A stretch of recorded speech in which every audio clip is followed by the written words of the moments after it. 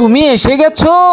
শোনো না, তুমি যখন থেকে বাইরে গেছো তখন থেকেই শুধু কিস্তির ছাড় আমাদের বাড়ি দৈনিক আসে।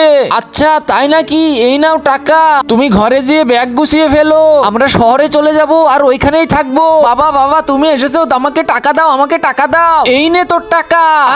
আমাকে টাকা দাও, আমাকে টাকা দাও, আমার টাকা লাগবে, আমার টাকা লাগবে। বাবা বাবা আমার কাছে এখন টাকা নাই, আমার ম্যানেজার টাকা নিয়ে যাচ্ছে, তুই বাইরে যেয়ে খাড়া, আসলেই নিস তো নে। আচ্ছা বাবা। কিছুক্ষণ পর ওই বাবার তো ম্যানেজার আসে না, ওই তো বাবার ম্যানেজার এসে গেছে।